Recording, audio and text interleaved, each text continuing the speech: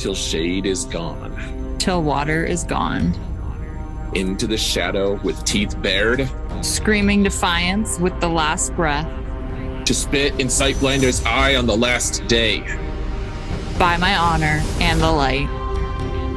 My life will be a dagger for Sightblinder's heart. Until the last day. To Shyle Ghul itself. This is A Dagger for Sightblinder, a podcast focused on all things Wheel of Time, with your hosts, Sarah Lucas and Adam Tricola.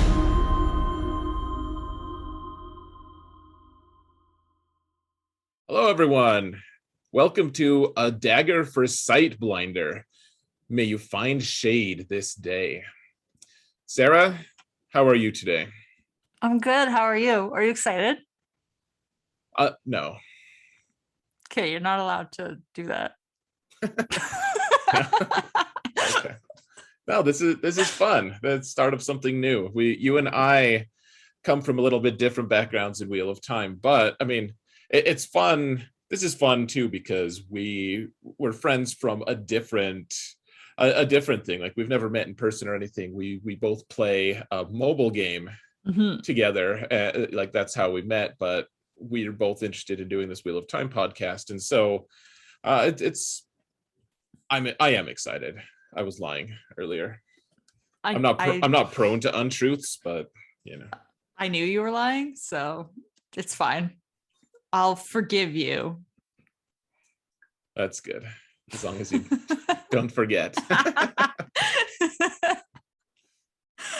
Yeah, this is exciting. So, I mean, you said it. We have different backgrounds here, and yeah, we do. So, what's your Wheel of Time background? What made you want to do a Wheel of Time podcast? Well, you told me to read the books, and I made the mistake of listening to you. That's usually a mistake, yeah. So my background, I've just finished the first book, so I know nothing. You're Jon Snow. I'm Jon Snow, and yeah, I know a little bit. Like, I think I know enough to grasp maybe where this could possibly be headed. Probably not. But yeah, and you have read it how many times? I hate that phrase, Reddit, because it reminds me of Reddit, like the online dumpster fire. You know what? I bet that the Wheel of Time Reddit is cool. I have no idea, actually, but the one that for the game that you and I play, the mobile game, is pretty toxic, so I stay away. Yeah. That being said, yeah, I definitely have read all of the books. I've always been a pretty big fan. I've never been a guy who just like, I don't get into all the weird theory craft. Weird isn't the right word, but I don't get into like the really deep theory craft, like the people who like read all the stuff and they're like, oh, I'm gonna extrapolate this from this and this and this. Like, I remember I love one of the biggest threads that I read way back in the day. Like, people were debating who the best blade master was out of all these different characters using textual evidence, and then it was funny because the books were still ongoing, and the debate was actually in some ways settled, and I can't really tell you much about that, but other than I just thought it was funny, and those most people's conclusions were just super wrong. But I've never been one to get like as that into it. That being said, I am so excited for the show, and I've always really liked the books are so engrossing. Like, it's always been a big part of my life ever since high school, really. So did you read them for the first time in high school? I did. I remember I started I was on vacation. It was summer break. I was visiting my grandma.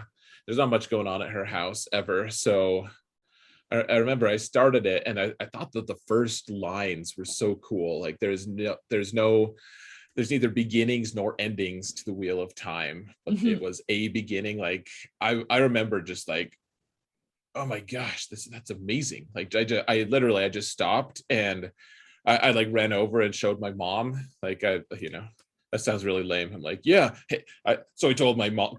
Naturally, I told my mom, but I was, I have a whole history of, we used to read things together all the time out loud and stuff, which I'm sure we'll probably eventually talk about at some point in this podcast. But yeah, it gripped me from the very start, and I just it's been such an important thing. When I heard they were making a show, I was actually like scared. I was almost mad in a way. Like, Yeah. what if they ruin it?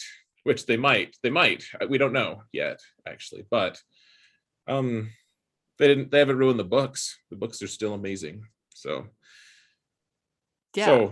Yeah, I have more to say about it, I guess, than you. Yeah, you have more knowledge than me.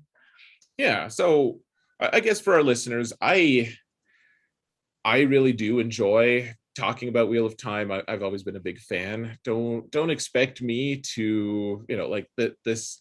Maybe eventually we'll get into like this really deep analysis and stuff, and start really getting into the text, like really digging in. Maybe, but right now, what I'm really focused on, what I'm really interested in, is looking at the show and the books and kind of like how they're adapting the two to each other, and just rediscovering. I think this is my fourth read through. Right now I just got to book 3, the start of book 3, and now I'm gonna wait for Sarah here. No pressure on me to catch up. No pressure at all, but hurry up, please. I'm glad that you said that that's what you're looking forward to, because what I'm really excited about is knowing your thoughts on the series, like the book series versus the TV series. Right, and I'll know enough to be able to compare and contrast most of that. I know most of the major plot points. I just, if you're gonna ask, like, you'll see as it continues on, there's going to be different minor characters and point of view characters that like he just introduces and then we never see again, or we just see like them mentioned, and people will create an entire, like, you can create like an entire timeline of what that character's doing if you're really super into it. And I've never been as focused as that. I guess you could say like I'm on the casual fan spectrum, but I'm like at the very edge, like on the brink of jumping into like more hardcore fandom. Like, more, I'm excited about it. I don't know that I could go on a binge of trying to figure out what this minor character's done for, 3 years that this book encompasses, or the series encompasses, whatever. Right. So anyways, yeah, I'm excited by it. We'll see where this goes. I think that we have a few different segments that we want to kind of fragment this podcast into. So because we don't want it to be all about the show. We don't want it to be all about the books.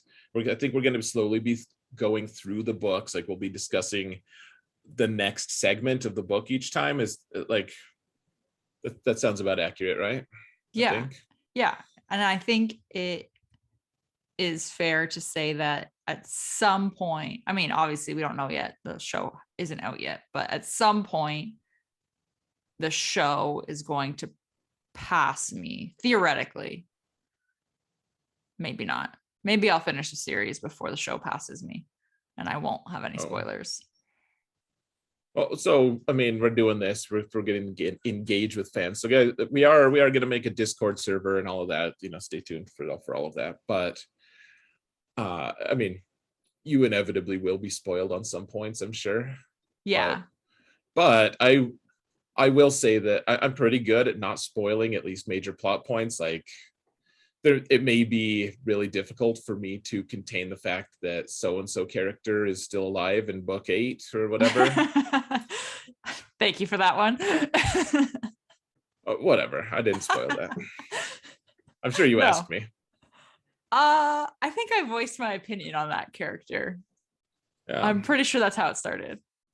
It doesn't matter. It's in the past. So Where so here's the thing though. I think I'm pretty good at in general. Like there are some pretty big spoilers obviously in the show and or the books, the series, I should say. And I think I can avoid that. I mean, in general, we're probably at the start of toward the start of the cast just going to say like, okay, we're going to be discussing stuff. It's going to have spoilers up to this point, Right. which is basically where you're at in the books. Right. So So we're not going past book 1 today. right. Well, we're not even Right. going to go past like Winter's Night. I think is probably where we're gonna Call it. like finish it. Yeah, we're gonna call it. Yeah. Is there anything else you want to talk about? Like, our backgrounds. We could tell people that we both each have a podcast for the game that we play and all that. Yeah. So we We are don't not have to. new. We're not new to podcasting. We're new to podcasting with each other. New-ish. Yeah, you and I have been on the same episode once, and like we made the same podcast once. One time. It was really super engrossing. Not my favorite topic. yeah, it was really it was fun. I mean, and that collaboration, honestly, that was the reason why we wanted eventually it led to us wanting to make our own podcast about this. So in a way, it I think that went really well. I think this will go well. But yeah, we're not new to podcasting. I wouldn't say that we've been doing it forever. How old is your podcast, Sarah? It is 3 years old. And you were there from the start-ish, right? From the start-ish, yeah, like 2 months into it. 3 years, that's awesome. Yeah. How old's yours? 2? Gambit is, we passed 2 a couple months ago. I was gonna say, I feel like I just saw that you passed 2. Yeah, we're pretty fancy. I think we just finished episode 113 or something like that, and we've done it most weeks. So yeah, it's pretty cool. We're fancy. It is basically what we're saying. And fancy-ish. Mm-hmm. Yeah. So maybe we just start talking about you want to talk about the show a little bit? I mean, the trailers that we've seen so far. There's actually been a lot of really good footage that has come out. So let's see, you've seen the teaser trailer and the official trailer, right? Yeah. That always cracks me up. They're like the teaser trailer and I know they're like the same length. It's the same thing. I don't know. I'm sure there is a difference that I don't know enough about. They do narratively. They kind of tell a different story. Like one of them, I guess the teaser is kind of like, look at all these, like it hints at all these greater things, and then the other one, the theatrical or the right official trailer talks about like the bigger picture of Moraine swearing the 3 oaths, which isn't actually in the first book, really. Not it's kind of referenced a little bit, but yeah. So I've seen those 2, and I've seen the clip that you sent me of her arriving in Emansfield. Oh yeah, at the inn, the Wine Spring Inn, right? So I've seen those 3. Which that clip, can I say, of her arriving at the inn literally sent a shiver down my spine when she walked in. Like a physical shiver went down my spine. A physical one? Like physical one. You could like pick it up like that? Yeah, I could. Okay. I have that superpower. I don't know what you would do with one of those, frankly, but that's cool though, I guess. It was a shiver, so yeah, I mean, that's not the superpower most people wish for, but I mean, you got to make the most of it.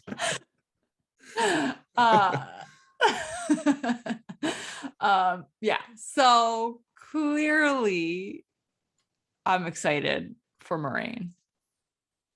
Yeah, really like Moraine in the books, and the show looks like, I mean, the cast looks really great, actually. I mean, it's so interesting because I have the perspective of all these different characters from, I mean, years worth of experiencing this series and talking about it with other people and stuff.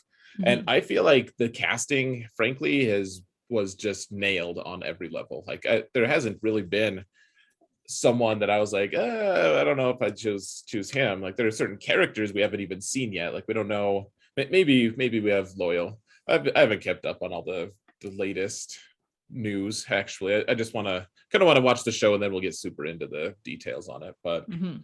like, I don't know if we have Loyal yet. I don't know how you would cast for that, anyways. Frankly, you're like, oh, I think Tom Hanks would make a good Ogier. I don't know. I Oh mean, man, I that don't would be really think he would. so cool. You don't think you would? I'm like, that would be great. Well, he's super short, so I feel like that just wouldn't work. Oh, I bet you could fix that in, camera angles, some special effects. I'm sure you could, but I'm not interested. Fair. I don't care about Tom Hanks, but That's you know, fine. he's actually fine. We won't go. I'm mixing some people up here, but anyways, I'm thinking of Tom Cruise is what I'm thinking of.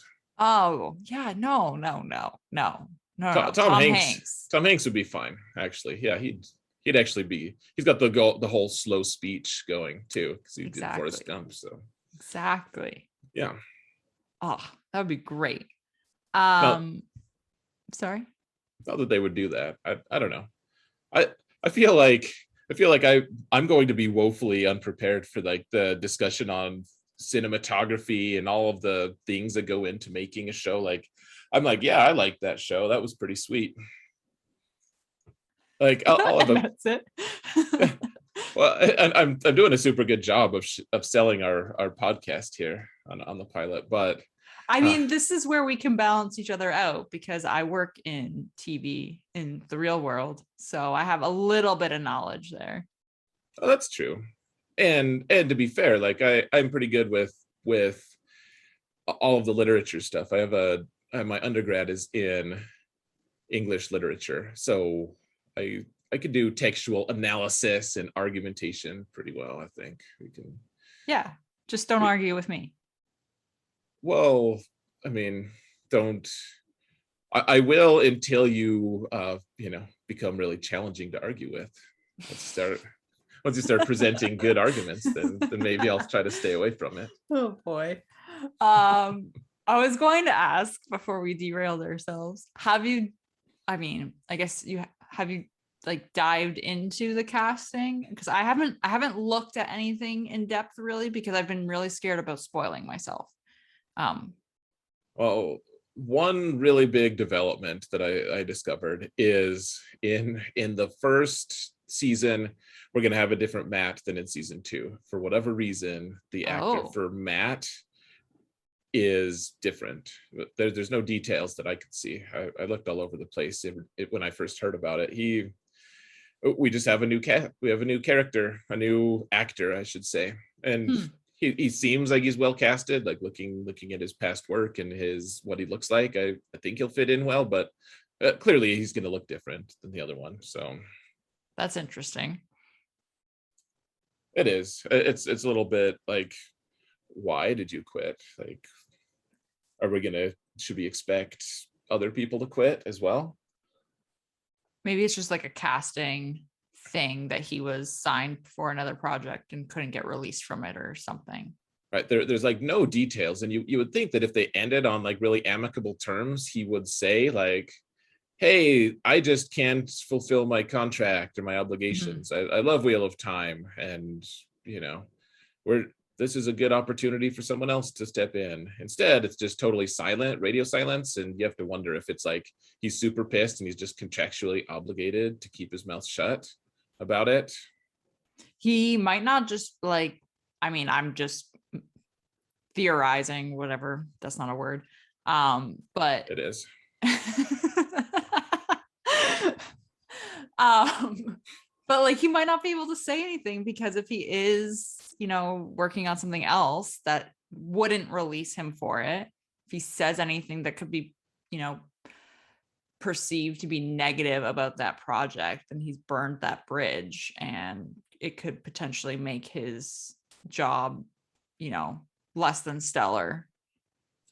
Right. Like you have to think that the total radio silence is either him just like following the contract, Mhm. some contract of some sort, or it's there has to be a reason for it. Like most of the time, there's some kind of there's not even there's been no hints that I've seen. And granted, I haven't paid the most attention to it, frankly, because I you know I pay attention. I'm a content creator for a different thing, so we You gotta you you pay attention to that. Uh, so what you're some. saying is I need to deep dive into this. This was an informal way of assigning you that kind of task. Yes. Yeah, awesome. Oh, I get homework. Great, thank you. it's good, and I don't. It's good. um, yeah. Any other bits of the trailers that you thought were teaser trailer, whichever?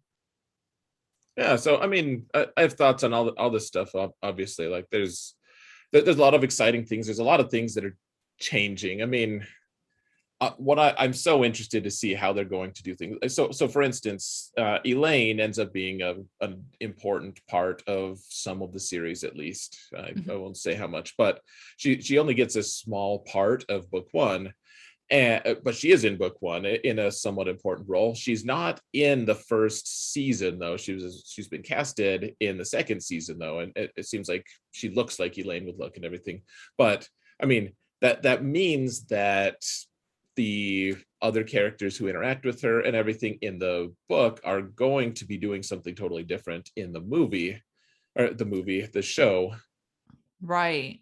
So seeing some of the other changes, like the way the Waygate is going to look, is pretty different than they describe in the book, and I'm fine with it. I'm pretty much fine with all the changes, but that like the way they talk about how the power looks, when like I guess they don't really talk about it in the first book, but like eventually there's a lot of color involved in all the different elements and stuff that they're channeling. And so to see only white, and now we're starting to see a little bit of black, I guess, in the most recent trailer, but that's surrounding a man who's channeling, I believe.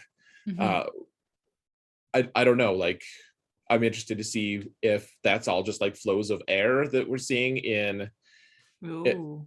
the ones that we've seen in the trailer, or if we're going to get, if it's going to be just the total power, because there's a part where someone's getting healed, it looks like, Mhm. and that usually requires multiple strands from different types of, from fire, or spirit or whatever.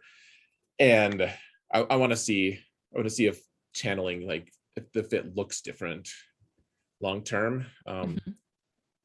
But I'm glad that they have a visual representation of channeling. I want to see Lan destroying noobs. That'll be super awesome. Yeah.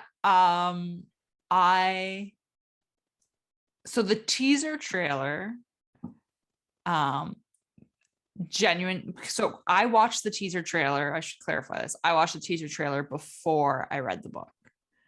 Um, and the teaser trailer confused me to no end, because it's like what you said, there's no real overall story that's kind of, or plot point that's kind of explained. It's just a bunch of like different bits. It looked great, and I was like, I'll probably like this, but I had no idea what I was actually seeing. I had no idea who was important in what shots I was seeing.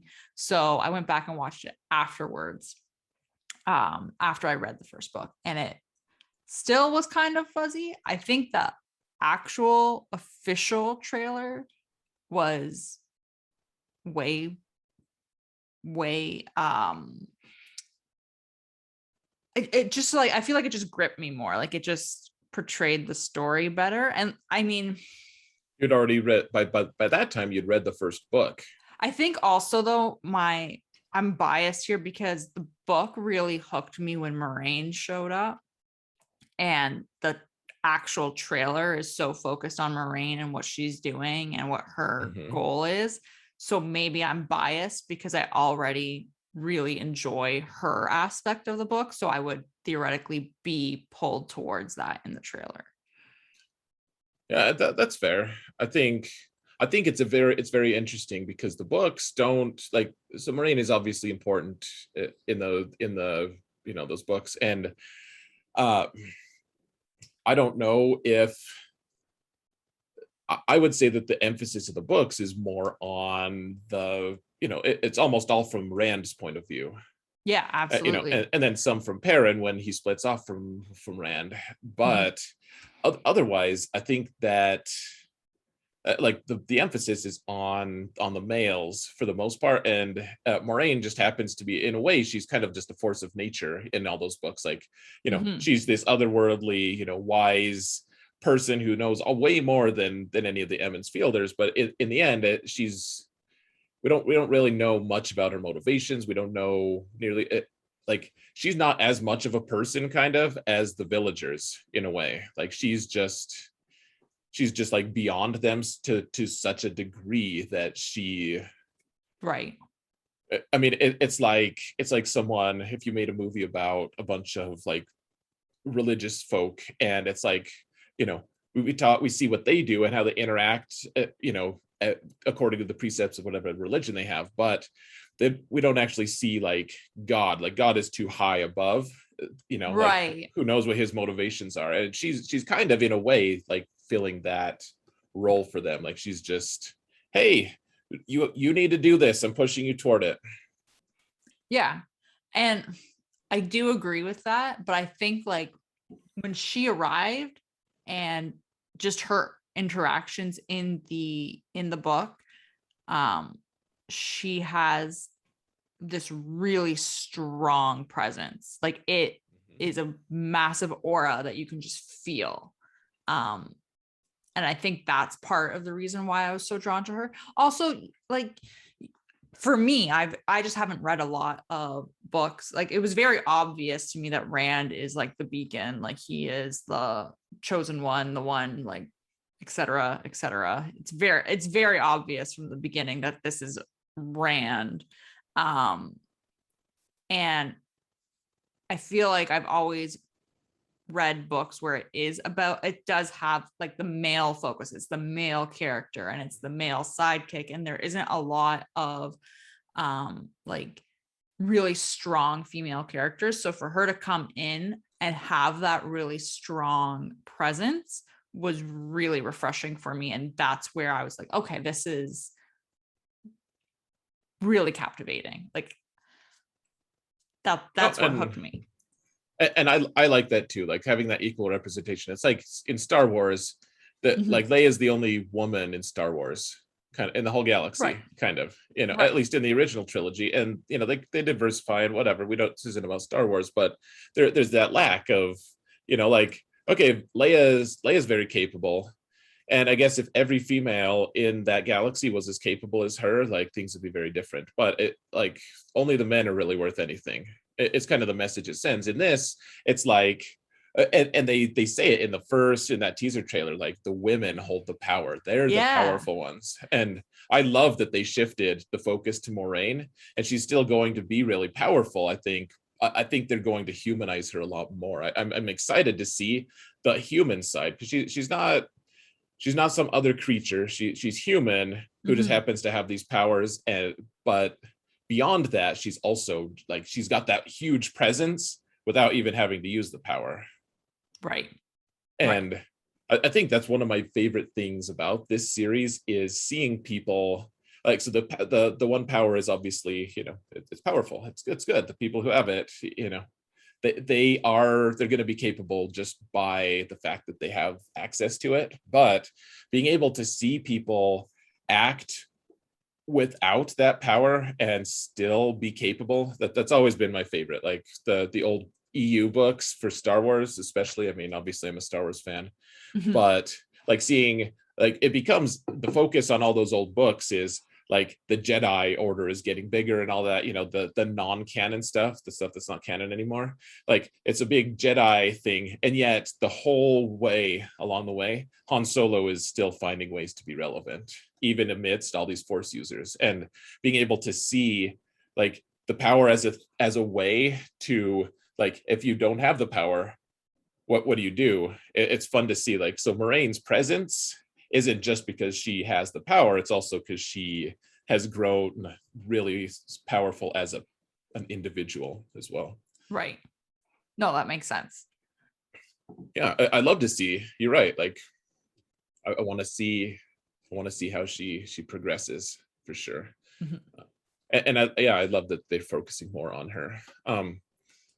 I think that the thing that, oh my gosh, so book one, you kind of start, you get an inkling that you're not going to really like white cloaks, and It's a small and one. oh my gosh, like the part where in the official trailer where he is burning, like a white cloak is burning an Aes Sedai and taking her ring is Yeah. so disturbing. Yeah. And I mean, I've only read obviously the first one, so I don't recall that happening in the first one. Right. Well, I mean, so the two groups do definitely have some interactions that, like, conflict interactions, but I don't think there's a time that an Aes Sedai is ever burned by a white cloak. So that's new. Right. Like the white cloaks call the Aes Sedai the Tarvalin witches. Mhm. So it's a small step to think like maybe they would burn them, like that seems like maybe they would, but it was pretty disturbing. And like he keeps the ring as a trophy. I'm almost just dreading how much I'm gonna hate them, frankly. Do you think that like it'll be dialed up more than what you expect because of that? Like I don't know what to expect from them. Like I know based off book one that I'm like, oh, these guys seem kind of skeezy and I don't love them. Well, so from the very beginning, they make the distinction, like the white cloaks don't like the use of the power, the one power. And so obviously, like if anyone uses the one power, then it's like usurping the power of the creator is kind of what their whole thought is. So like anyone who uses that power is clearly a dark friend, and that's kind of where the basis of the Children of the Light is. And so they don't have the power and the women do, so it's pretty lopsided in terms of that. And so I'm very interested to see how they're able to even get a live Aes Sedai to burn. Like usually in the book they talk about like assassinating them, like shooting them from the dark. Oh, okay. Like from the shadows, like an arrow from the shadows, I think is something they reference quite a bit throughout the series. Of like that's how they kill Aes Sedai. They don't, it's not like usually the like head-on conflict. So I mean, I guess maybe an Aes Sedai could be walking through some town and a white cloak just like cautious him over the head or something, but just takes them and yeah, ties they're them up. like, yeah, and they're like, please don't wake up and start channeling on me before before I get you to your burning location. This just got dark. Which is ironic because there's burning involved, which is light, and it's about the children of the light. So Yeah. yeah, White cloaks. right. Yeah, it's also the white cloak uniform. Like they're very fitting the way they look. They're also a little different than how I pictured it. So I don't know, but they've made good decisions so far. Like visually, it's been very impressive. We still don't know how the acting is really. Like a couple interactions, it doesn't really tell us much. But right. I'm afraid of how much I'm gonna hate white cloaks though. Like I hope it's not gonna like, yeah, Like we'll take see. away from the whole experience of the show. Almost, yeah. I mean, or like we'll hate them a lot and then they'll just, yeah. I keep wanting to do Star Wars parallels, but I'll refrain this time. You're good. But yeah, I mean, I we'll see how it goes. There's clearly a lot of interactions going on. It'll also be interesting, like the whole series it has a ton of different politics. Like once you hit a certain point, you're talking, the Aes Sedai are meddling, and all the different monarchs and all the different major actors and players, and the Children of the Light, and there's other outside forces, and of course then there's the Dark One and all of his forces, and it's not like humans are a united front. It's like, how are they going to all get ready for this cataclysmic event of the Dark One coming? And like, why can't anyone agree on that? On how to like, can't you just all just put your shoulders together and go attack the Dark One? Like, it's not that easy. Right? Like, work as a team, common goal. Right. But if you're like, okay, so the Children of the Light, like, they're not necessarily like dark friends. They're not like bad. Not all of them are bad. They have a specific ideology that also includes, like, so they would fight the Dark One readily, like a lot of the white cloaks would, at least, but they also see the Aes Sedai as minions of the Dark One. And so how are the Aes Sedai and Children of the Light going to participate in this fight against the Dark when they're also fighting against each other? Right. Yeah, so you can't really coordinate and come together for a common goal here.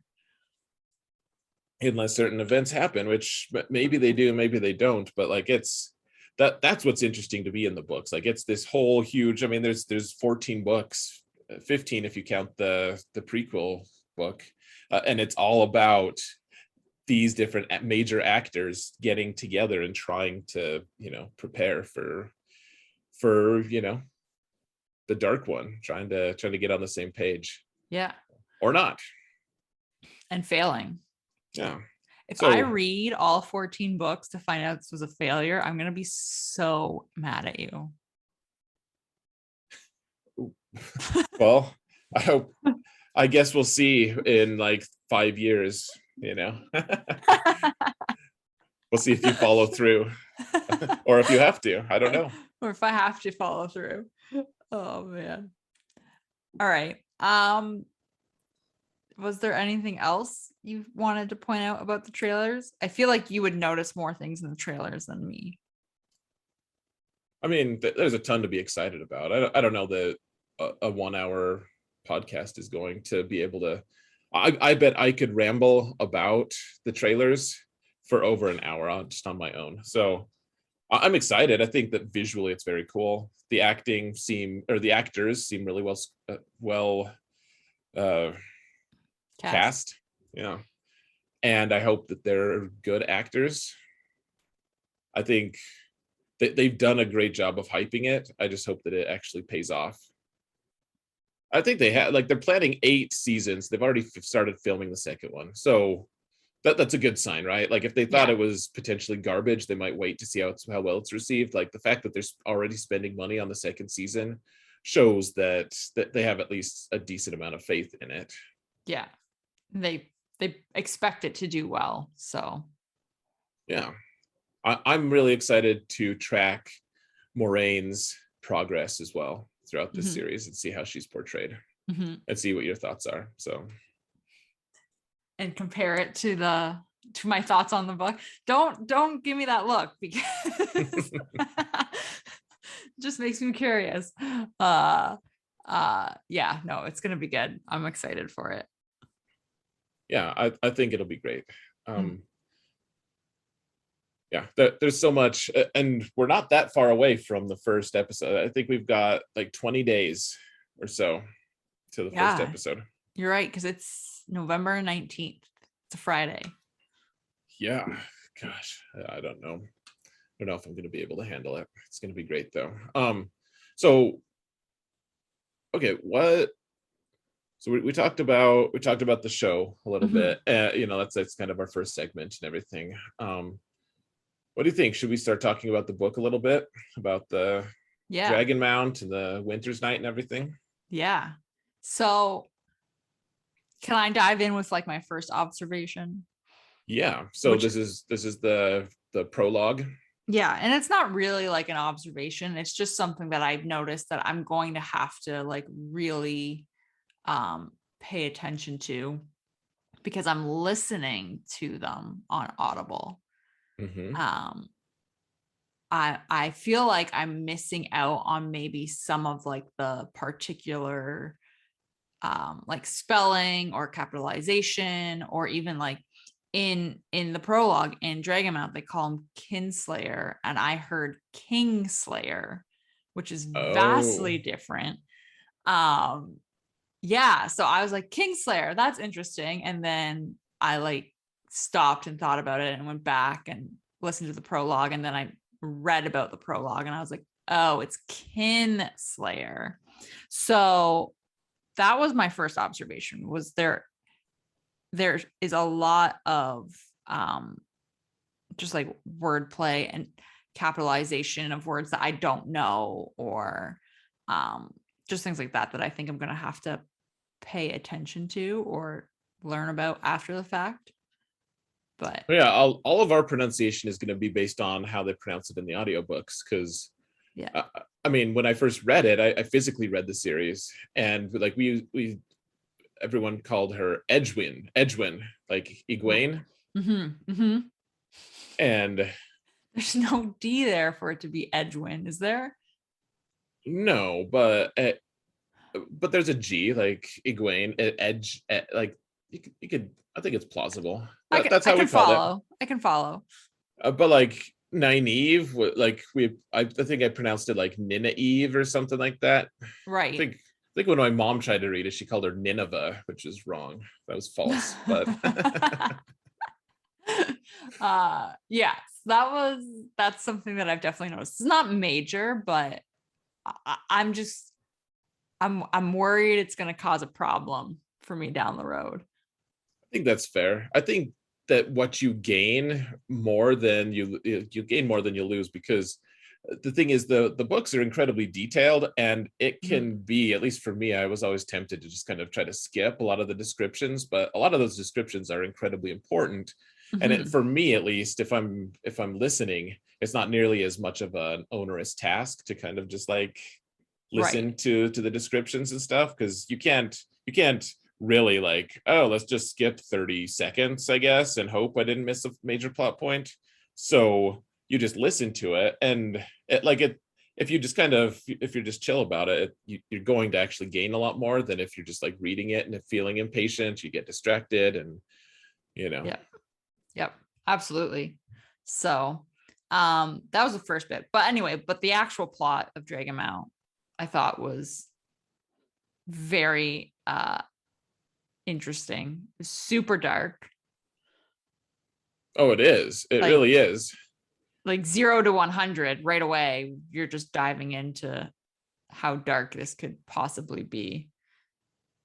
Right. Well, and there's a lot of references to different things in that are Mhm. like you don't really know until way later. But like after the first book, so tell me, like, what, you've read the whole book, first book, like, do you feel like you understand that scene very well? No. Like I Yeah. understand it. I understand it. Like I You know get what English? happened. Thank you. I get what happened, and I understand, like, that Luz Theron was tainted, and like I understand that he basically went insane, um and just committed murder everywhere. Um and I get that. I think the part that I'm not fully wrapped around is how he ties into the present of the story, like how Luz Theron ties into it now, which I think has to do with the fact that it's like time is a wheel, and history can repeat itself and all this fun stuff. Um, and I think maybe I have weird thoughts, and maybe I shouldn't get into them yet, but I have weird thoughts on like the Rand situation in relation to Luz Theron and all of Okay, that. that's fair. Who's the character that Luz Theron is interacting with? What are your thoughts on that person? Is that not the dark one? I don't know. I do know actually, but I know you know. You're just not going to spoil it for me. that was a test and I passed. Oh, I could tell. that's what I assumed. Like I assumed that was the dark one. Okay, that's fair. There's a very good chance that I'm wrong. Well, that's fair. So that conclusion is Mhm. extremely valid for the first book. I'll just say that. It's Okay. extremely valid for a while, I think. Okay. So you're not dumb to think that.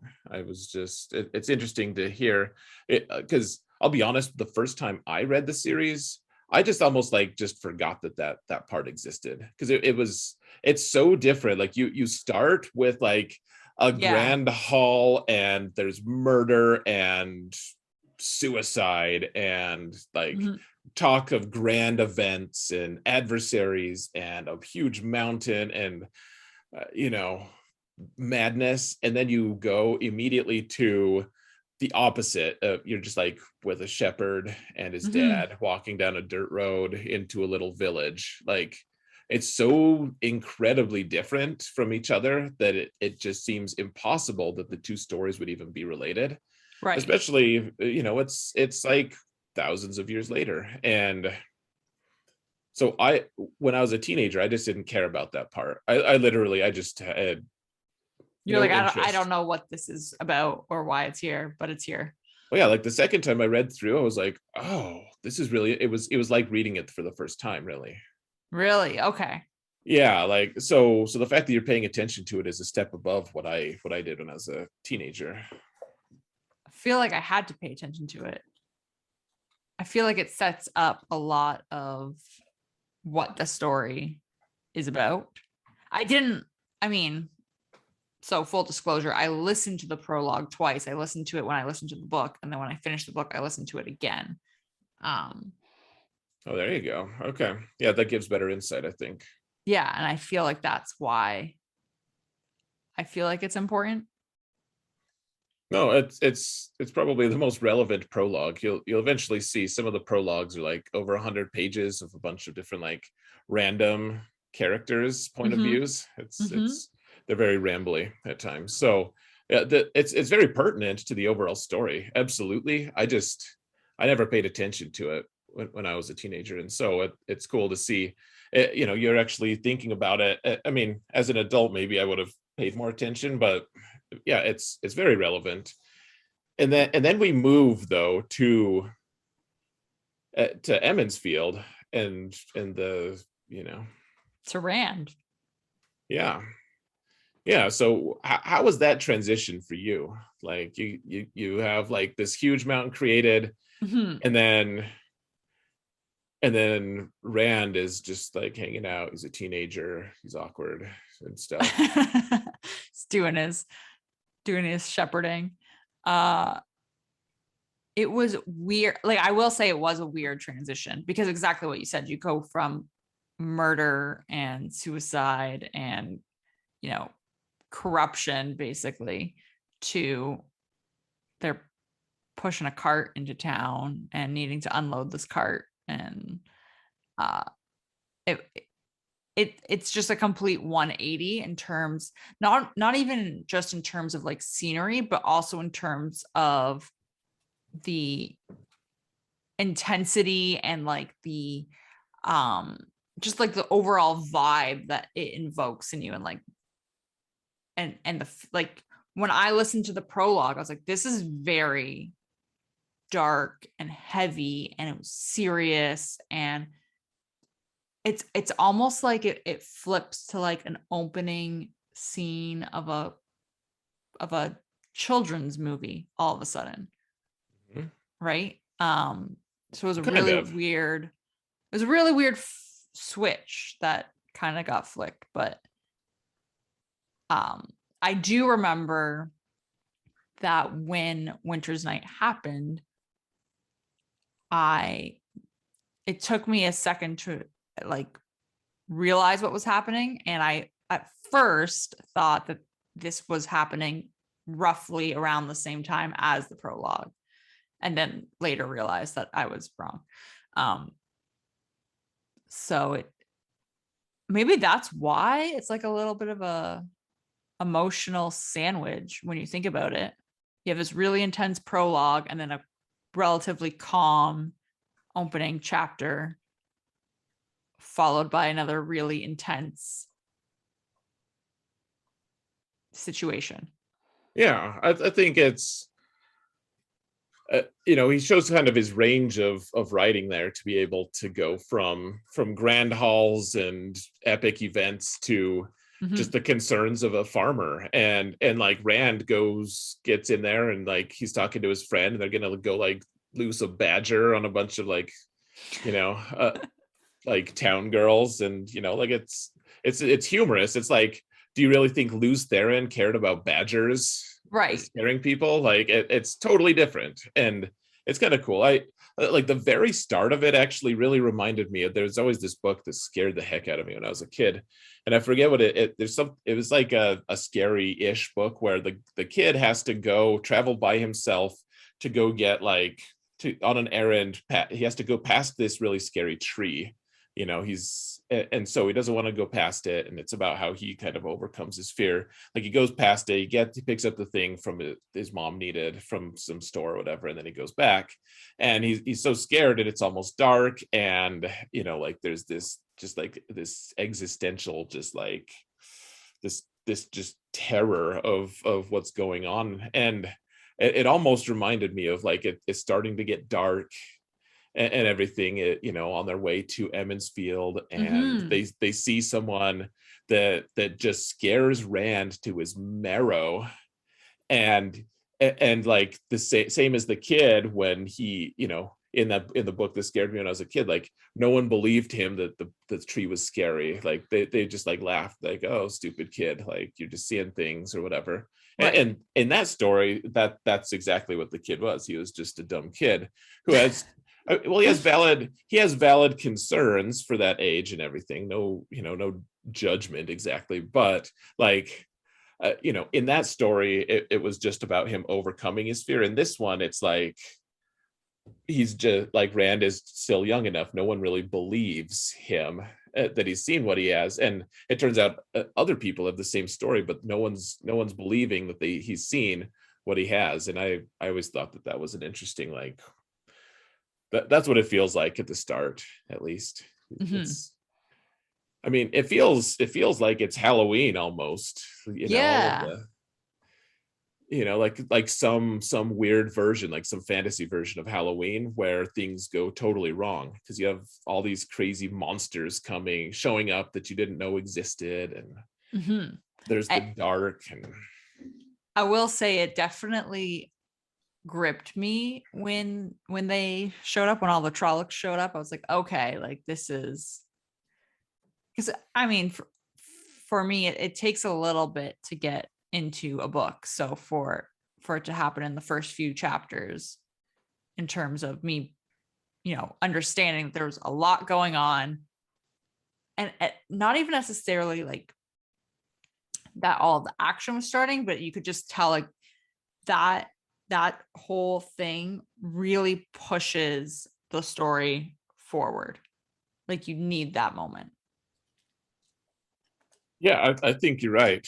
I think you're right. It's I mean, gosh, it's so interesting. Like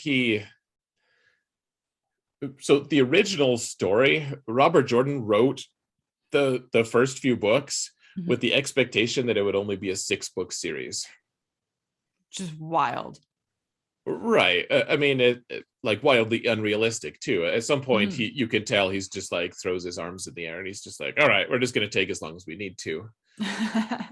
And it ended up being longer than he even had, because we had Brandon Sanderson finish the last 3, or Mhm. do write the last 3. But uh, like it was it it's just an interesting thing to keep that in mind when you're reading the first couple books, because this is supposed to be 1/6 of the story. So like we have like the reveal that Rand is, he's now concerned about his parentage. He doesn't know, like Tam lets that loose right off the Mhm. bat. And like the whole Winter's Night really does set the scene for like the entire series of, Rand goes through a lot of identity crises throughout Mhm. I mean, this book and others as well. So I guess we shouldn't be surprised by that. I guess not. I mean, I guess everyone goes through a certain. I think one of the strengths of this series is how people approach their identities. In Mhm. fact, Mhm. because they all start off like all the characters are just they're what they are. You know, Rand's a shepherd, Perrin's a blacksmith, apprentice, and Mhm. you know it goes on. Like all these characters are one dimensional in a way. Like you can kind of go into any village and be like, oh yeah, that's their Rand. Like this, oh there's that Nynaeve. You know, Right. but what these characters are forced to become throughout the series is kind of what the compelling thing is for me. I love all the character growth throughout it, and I think you see that to some degree, at least in the first book. You definitely see it in the first book, I think.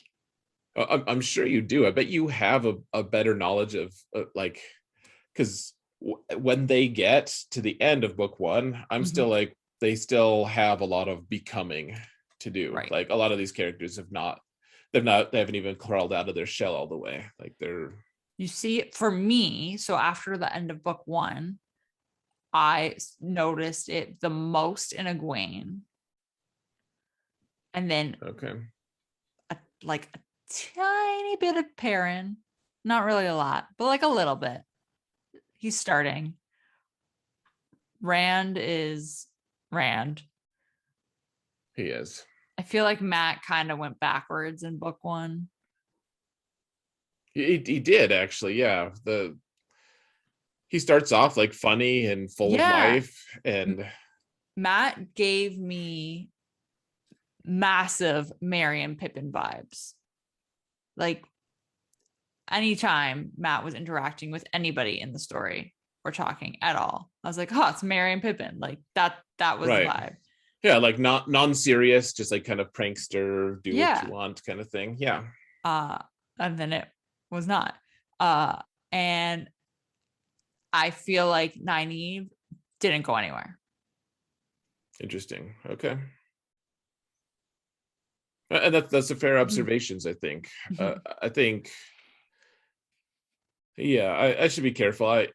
I've been very surprised by how much I liked Nynaeve this reread. Like, I do like her. Don't get me wrong. Like I do like her. I just can also I can see a very big stubborn streak in her. well, and you'll see at later points in her arc, Mhm. there there are times that I've thought that she was the most annoying character in the entire series by far, by a huge margin. Interesting. And I'm interested to see if now that, I mean, it's been a few years since I've read it, so I'm interested to see now that I've matured a little bit and I see things more from, you know, that quote unquote grown up point of view, that Mm-hmm. maybe she's a more sympathetic character to what I'm experiencing now.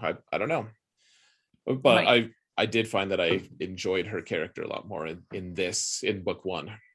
so you might change your mind on who annoys you when. Well, seriously, I really might. One thing that I'd really noticed too is it's so interesting in Rand and Egwene's relationship. Like Mm-hmm. they presumably love each other, but she just treats him like crap, and he's not nice to her either. Like No.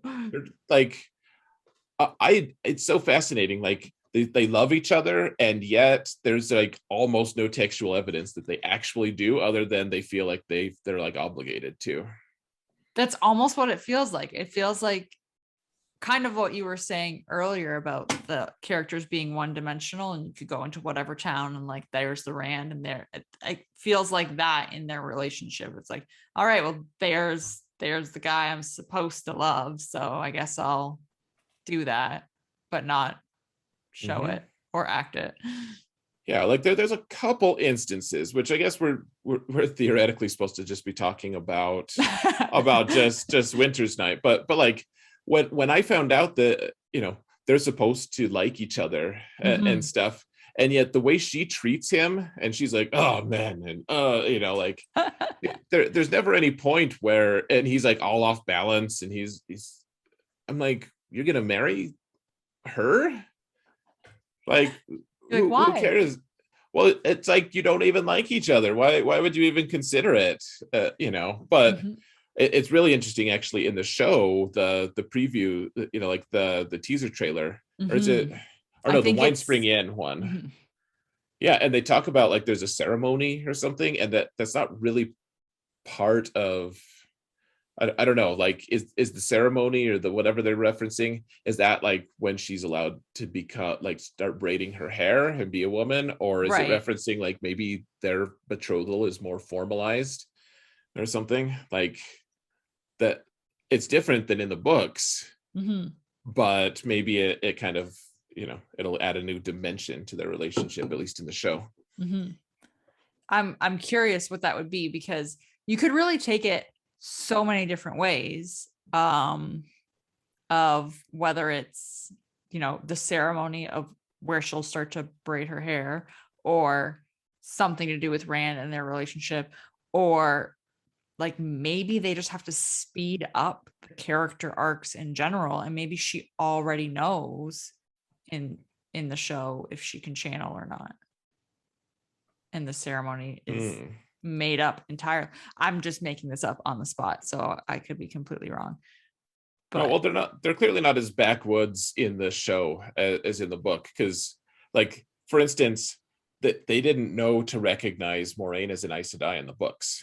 right. Like, no one had any idea until she started like throwing fireballs at Trollocs and stuff. Yeah. Like they just thought she was a fine lady, but the very first time she shows up in the Wine Spring Inn, uh, they immediately call her Moraine Sedai, which they don't even, you know, that she's not called that for a long time in the books. So Hmm.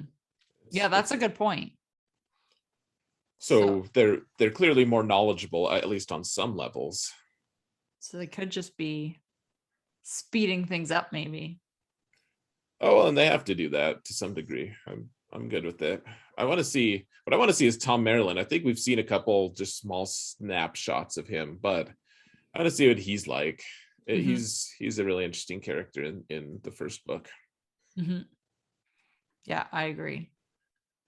Um, do you remember what you thought about Winter's Night when you read it? When I read it, oh, I so know it's been a minute for you. yeah, so back in the day, I mean my attention in literature has changed quite a bit since way back then. Like back then, I was very into a lot of these fantasy books that had a lot of really cool like fighting choreography, kind of the fighting in general. Like it always really interested me, like skilled fighting. So like there's like the R.A. Salvador like Dark Elf trilogy, like with Drizzt Do'Urden and everything, where he uses twin scimitars, he's super skilled and he has all these epic sword fights and stuff. And so uh that's what I looked for, was like the action scenes, like the fighting and stuff. And so and the rest didn't interest me nearly as much now. Like now I look for the human interaction side of it. And of course, I mean, I have my degree in English stuff, so I'm always looking at literary, Advice.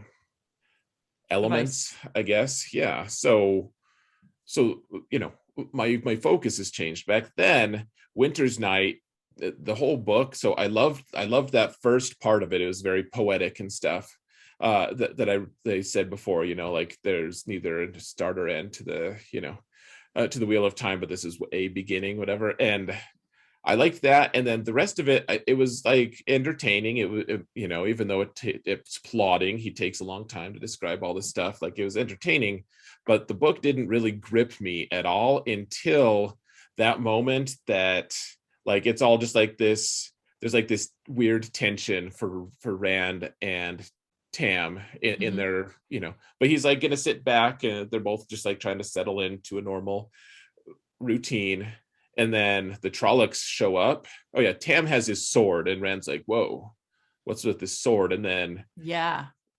and then you're like, "Oh, is there something gonna happen?" And then the Trollocs come in, and it just like everything goes to hell. And it's and I was like, yes, like that was when I was just so excited. And then Rand wasn't this transcendent warrior, but like Tam had kind of hints of, of being able to do it. And then you get to the one part, it's so interesting. The time that Narg talks to Rand, like the Trolloc talks Yeah. to Rand, like that's a, you'll see a vanishingly rare occurrence that Trollocs actually interact with humans at all in any way but like trying to murder them on sight. And so yeah, it was quite an after that I was just like, oh man, okay, so there's going to be action, because I just my whole if they didn't have that one scene, because it's a while then until there's more action really, they, but if it wasn't for that one scene early on, I wouldn't be surprised if I had just not finished the book, because Right. there were several books that I tried when I was a kid, a teenager, a kid, where I was looking for a specific element. Like I wanted to see the cool fights, and like some of the really cool books that there were, fantasy books back then that took a long time to get to any kind of action. Mhm. Like I just put them down because who cares? Like this isn't interesting, because it wasn't what I was looking for. Right. So yeah, so that was the start and finish for me. Like once we got to like, oh, there's sword fights, and you're like, oh, you find out that Tam like maybe was a blade master, perhaps, because it's a heron mark blade, and you've got all this, and then Rand. The next part that I remember, which is a little past Winter's Night, the thing that I got excited for was then Land started to train everyone on how to use the weapons, and I was like, all right, we're good. This book's going to be awesome. You're like, I'm hooked. I'm in. Well, so you're missing out on, so you're listening to it, Mhm. and so you can't read the book. There's a visual cue of an element that might happen in each chapter at the Okay. start of each chapter in the books. So like for instance, there's like a little icon that's like it shows a Trolloc, and you know that Oh, if a Trolloc is in that chapter, then you know that there's probably going to be like fighting Trollocs in it, right. or if there's like a flag of some sort, it's going to be about, that flag is relevant in some way. Right. So you kind of have a clue as to what to expect. Right. So I remember I used to like just kind of flip through, and like I've never wanted to read ahead in books. I've never had that temptation, but I wanted to know in general, like when's the next time I can expect Trollocs to show up. So that was, yeah, when I was physically reading them, that was an element. Mhm. So yeah, I think, what did you think of Winter's Night? Like so Rand gets, Tam gets Mhm. hurt or whatever, and Rand has this really long night of just like having to, like, the most stressful night probably anyone will ever have, Right. frankly, can reasonably expect to have in their lives. Like he gets back to, what did you expect to happen? Like Rand is Ooh. getting to Emmons Field. Like what was your expectation for Rand? Was he going to just get to the village and everything was going to be safe and happy? Like before Winter's Night, before the Trollocs showed up, No, like so or after? Trollocs show up, Tam gets hurt, Yeah. Rand takes him to Emmons Field. Um, no, I don't think I had a happy. I mean, when Narg showed up, that was where I was like, okay, this is intense and kind of scary.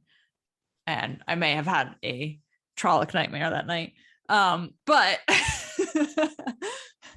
Yikes. I did not expect him to go and like everything to be happy. I figured that whatever this army was of Trollocs and Murdrolls and everything, I assumed that it was following him. And maybe, I don't know. I mean, I think a lot of that had to do with the fact that Narg did speak to him and said that, like, um, they wanted to speak with Rand and for Rand to come with him. And that to me really highlighted the fact that there's something important about Rand. Like there is, and that to me right away told me like this entire story, anytime we're with Rand, there's probably going to be trouble around the corner. That's fair. That's a really good observation, actually. Like you see this bad guy who probably doesn't have that much knowledge, but he knows enough to know that Rand is important. Mm-hmm. Like that's actually great. I don't know if I ever picked up on that especially my first read through. And then after you read through the first time, then you know whether or not he's important. But you're right. Like the book is literally just telling you, like, hey, even this low level minion knows that you're important. Right. And I don't know, maybe that's a misdirect, but I don't think it is. That's fair. I'm really trying not to tell you exactly how it all plays out. But I mean, but then you see like the trailers for the show, and it's like, one of you can stop the Dark One or face the Dark One, and it's like, I mean, maybe it's Rand, maybe it's someone else, but clearly, like there's an emphasis on like one of them is incredibly important. Yeah, exactly. So, and who's the point of view character for the first book? Like 80% of it. The main character is Rand. Yeah. Like the first book, main character is Rand. So, what conclusion can you draw? Who knows? But right. I mean, it's pushing you towards it pushed me towards a specific conclusion. So, I remember. What's that? I was going to say, which isn't necessarily a bad thing. One of my favorite book series is the Black Prism by Brett Weeks, I believe is his name, Brent Weeks, something like that. And he, the very first, I didn't realize that I was going to enjoy the series. Actually, the first time I listened to that series, but hold on, excuse me. I didn't realize but early on, it's like such a he thumbs his nose at that interaction of like, early on that Rand isn't going to be important. Like in that book series, like there's a guy who's talking to the main character, and he's like, "Do you ever get the sense that you're special, that you're like better than everyone, that you're destined for greater things?" And the kid's like, "Yes, I do feel like that." And he's like, "Well, that's because you're a cocky little, isn't it?" Knocks him down a few pegs. Yeah, like it just totally subverts, but I mean, obviously we're not talking about that, but like this call to a greater being, kind of like to being better than what, Ren's a shepherd, and Narg's like, "You're not going to be a shepherd forever. Like you're called to greater things. At least my master thinks so. Like we're putting extra faith in you. Like you're not just some dumb shepherd." Right. And so, it's fun to see the subversion of that in other books, but this is kind of written. I mean, there's a lot of parallels here too, as well, to what Tolkien does and everything. And yeah, it's very interesting to me to see how characters are introduced, especially kind of on the greater timeline of fantasy novels written. So I'm sure we could talk about more about that throughout the podcast. Yeah. But I don't know. I feel like we've been rambling for like a while now. We definitely have been. So I don't know. Is there anything? Why don't we do like one last segment and then call it good? Yeah. What are you for tonight? What are you thinking? Well, we were thinking of maybe doing the most annoying character in this segment, in this part. And I think we should be more specific. What's the most annoying character that isn't in the prologue? Okay. Just because that then we'll have the same frame of reference of like. Okay. Because the first character, the first guy, the guy talking to Luz Theron is kind of a you know, he's not a pleasant person. He's Yeah. a Um, crap talker. do you want the most annoying character specifically in Winter's Night or in the first book in general? No, just Winter's Night. I think just that one segment. Like who really, if anyone. I mean, you have to choose someone, but who's the Oh, if I most can, annoying? I don't know if I can choose someone. Can I say Narg? Can I say that he's annoying just because I No, he's don't not. like the Trolloc? No, he's not annoying. You're like, it, like he's not like your little brother just like kicking the door 80 million times in a row. You know, like he's a danger. He's worrisome. He's not annoying. I don't know if I could define any of them as annoying specifically. What about that little kid who's talking to Rand and Matt? I mean, Like it's like he's that's just annoying. like a one-off character. I know. There's Sen Bowie, who's like an unreasonable a-hole to everyone. Yeah, actually, that's true. Or And like I feel like you can't like Rand's not annoying in no, this he's not. point, and neither's Tam. Matt briefly shows up and is all Merry Right. and Pippin-esque, so he's not really No, he's not. annoying. You have to choose someone, Sarah.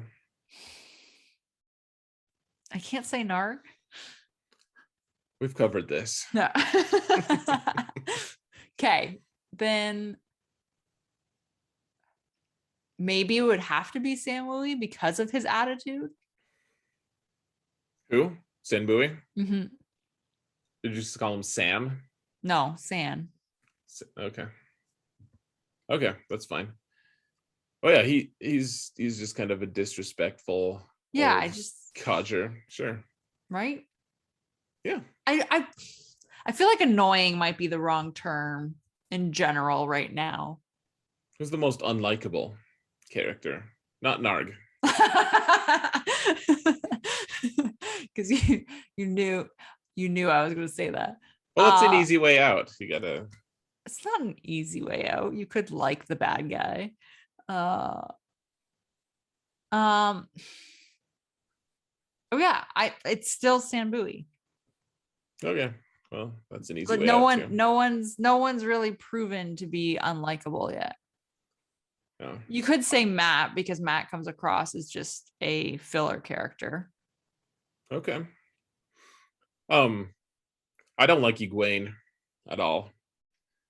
Yeah.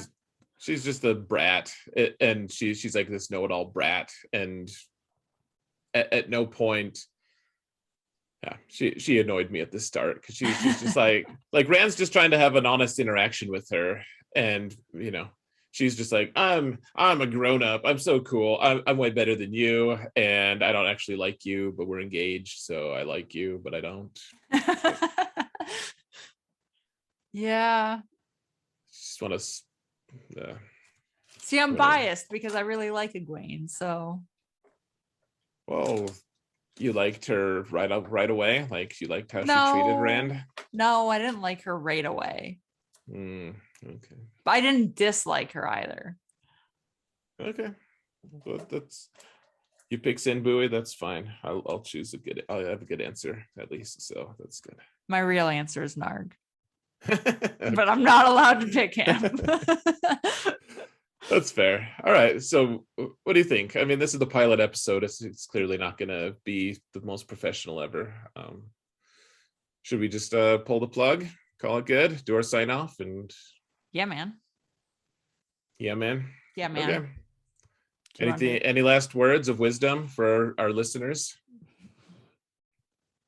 Words of wisdom. Okay, drawing a No, blank. That's fine. I'm totally drawing a blank. Me too. So thank you everyone for listening. We're excited. We're going to have an intro for you next time and hopefully some cool art and all of that stuff. But that being said, yeah, thank you all for listening, and may you always find water and shade or something like that. How does it? Yeah, may you always find water and shade. And you too, Sarah. I hope you do too. Aw, thanks. That's so nice of you. Yeah. Any day, anytime.